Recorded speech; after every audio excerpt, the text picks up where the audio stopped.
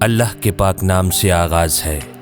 ناظرین، مفتی عبدالقوی کے حوالے سے بہت کچھ کہا جا رہا ہے اور شاید اگلے کئی ہفتوں تک اس ننگے آدمیت کے حوالے سے چیمگویاں ہوتی رہیں، بحث و تمہیز چلتی رہے اور بات سے بات نکلتی رہے۔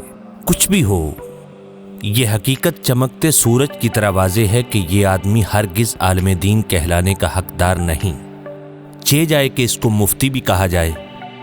کچھ واقفان حال نے تو اندر کی خبر دی ہے کہ عبدالقوی نامی اس شیطان صفت نے الشہادت العالمیہ کی ڈگری بھی کہیں سے نہیں لی۔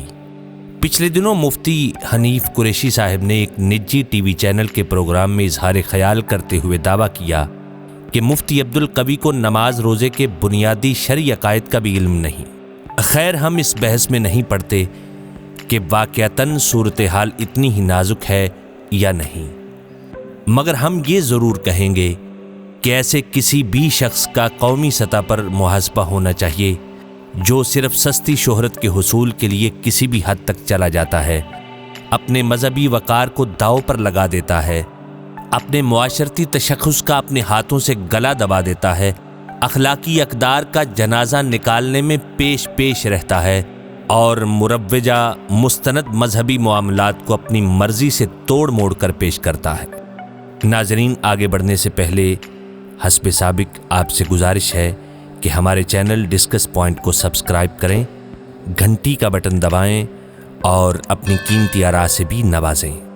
عزیز سننے والوں، قندیل بلوچ کا معاملہ ابھی ٹھنڈا نہیں ہوا کہ اس نام نہاد مفتی نے حریم شاہ جیسی بدنام زمانہ سے تھپڑ کھا لی ہے۔ ویسے اس حریم شاہ کی سمجھ بھی آج تک کسی کو نہیں آ سکی۔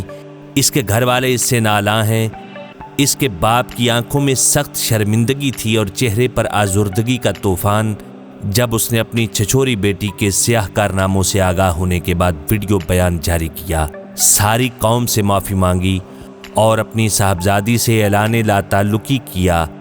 چاہیے تو یہ تھا کہ یہ سدھر جاتی، مگر شاید اس لڑکی کی سرشت میں سدھرنے کی صلاحیت ہی نہیں۔ کبھی یہ مبشر لقمان کے جہاز میں پائی جاتی ہے، کبھی فیاض الحسن چوہان کے دفتر میں دکھائی دیتی ہے، کبھی مفتی عبدالقوی کے ساتھ، اور ستم بالائے ستم یہ کہ وزیر اعظم ہاؤس میں بھی دندناتی نظر آئی یہ آفت کی پرکالہ۔ صاحبو، سوچنے کی بات یہ ہے کہ کون ہے اس کے پیچھے، کون اس کی ڈوریاں ہلا رہا ہے، یہ کس کے اشارے پر ناچ رہی ہے اور کس کے ایجنڈے پر کام کر رہی ہے۔ بات اتنی سادہ نہیں، معاملات اتنے سطحی نہیں اور حالات اتنے عمومی نہیں جتنے نظر آ رہے ہیں۔ مولوی عبدالقوی کس کھیت کی مولی ہے اور کیا بیچتا ہے اس کے آگے؟ اس نے تو صاحبان اقتدار کی ناک میں دم کیے رکھا۔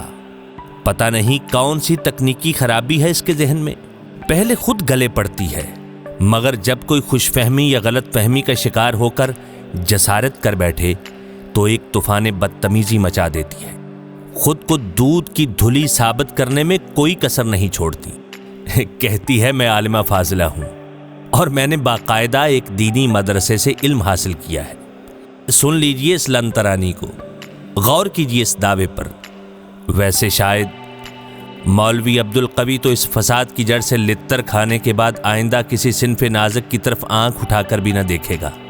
آپس کی بات ہے، وہ بیچارہ تو اب خود سے بھی نظر ملانے کے قابل نہیں رہا، لیکن کسی کونے خدرے میں پشیمانی کے آنسو بہانے کے ساتھ ساتھ غالب کو یاد کرتے ہوئے سوچتا تو ہوگا کہ دھول دھپا اس سراپا ناز کا شیوا نہ تھا، دھول دھپا اس سراپا ناز کا شیوا نہ تھا، ہم ہی کر بیٹھے تھے غالب پیش دستی ایک دن۔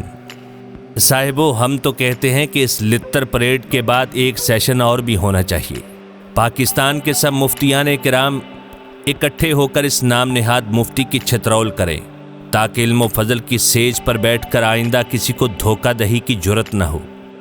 ویسے مذکورہ فعل کی بدترین قباحت پر تو کوئی کلام نہیں، مگر مذہب کے لبادے میں ہو تو یہ کبھی حرکت بہت زیادہ قابل مذمت ہو جاتی ہے۔ مولوی عبدالقوی صاحب، آخر میں ہم آپ سے مخاطب ہیں، ہم نے مولوی اور صاحب کا لاحقہ صاحب کا آپ کے نام کے ساتھ اپنے ظرف کو ضرورت سے زیادہ وسیع کرتے ہوئے لگایا ہے۔ آپ اپنی کارستانیوں پر نظر ثانی کرو۔ آپ بہت فخر سے کہتے ہو کہ سیلفی ٹرینڈ کے بانی آپ ہیں۔ یہ بھی آپ ہی کا قول ہے کہ پاکستان میں سب سے زیادہ خواتین آپ کے ساتھ سیلفی لینے کی متمنی رہتی ہیں۔ اب بھی سدھر جاؤ۔ لڑکیوں کو پٹانے کے لیے آپ قرآنی آیات کی تشریح اپنی مرضی سے کرتے ہو، کلمہ پڑھوا کر غیر محرم کے بوسے لیتے ہو، بے بنیاد فتوے دیتے ہو، گویا دین کا مذاق اڑاتے ہو۔ دین کو گھر کی بھینس سمجھنے والے ازل سے غرق ہوتے آئے ہیں، اور یقیناً تمہاری داستاں تک بھی نہ ہوگی داستانوں میں۔